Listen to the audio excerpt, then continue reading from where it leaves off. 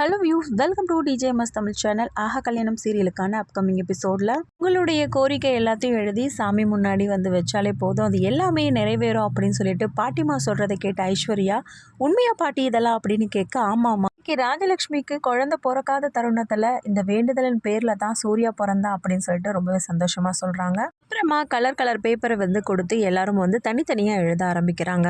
ஒரு பக்கம் சூர்யாவோட சித்தப்பா சித்தி 2 பேரும் எழுத, இந்த பக்கம் சூர்யாவோட அம்மா கூடிய சீக்கிரமே மகா என்னோட புள்ளையோட வாழ்க்கையை விட்டு போகணும் அப்படின்னு ஒரு பக்கம் எழுத, இந்த பக்கம் சூர்யாவுடைய அப்பா மகனும் மருமகளும் எப்போதும் இதே மாதிரி சந்தோஷமா இருக்கணும் அப்படின்னு ஒரு பக்கம் எழுதுற பக்கம் தாத்தா, எனக்கு உடம்பு சரியில்லாத போன விஷயம் என் பொண்டாட்டிக்கும் இந்த வீட்டில் உள்ளவங்களுக்கும் தெரியக்கூடாது அப்படின்னு சொல்லிட்டு நினைக்க, இந்த பக்கம் என்னை தீர்க்க சுமங்கலியா வச்சிரு அப்படின்னு சொல்லிட்டு பாட்டி எழுதுறாங்க. சூர்யாவும் தன்னோட பங்குக்கு எல்லாத்தையும் எழுத, இந்த பக்கம் கௌதம பார்த்த சித்ரா என்னவோ ஐஏஎஸ் எக்ஸாமுக்கு எழுதுற மாதிரி எழுதிட்டு இருக்காளே அப்படின்னு சொல்லிட்டு கிண்டல் பண்ணி பேசிட்டு இருக்காங்க.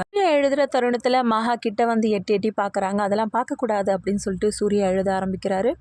சொன்னதுக்காக மட்டும்தான் நான் இப்போ மகா கூட சந்தோஷமா இருக்கிற மாதிரி நடிச்சிட்டு இருக்கேன், அதுவே எனக்கு ரொம்பவே கில்ட்டியா இருக்கு அப்படின்னு சொல்லிட்டு அந்த கடிதத்துல வந்து எழுதுறாரு. பக்கமும் மகா அவரோட எப்போதும் இதே மாதிரி என் கூட சந்தோஷமா இருக்கணும் அப்படின்னு நினைக்கிறது மட்டும் இல்ல, பேப்பர்ல அவர் என்னதான் எழுதியிருக்காரு அப்படின்னு சொல்லிட்டு பாக்குறதுக்கு ரொம்பவே ஆவலோட இருக்காங்க மகா. விநாயகரை வேண்டிட்டு கடிதத்தை எடுக்கிற தருணத்துல விஜய் வராரு.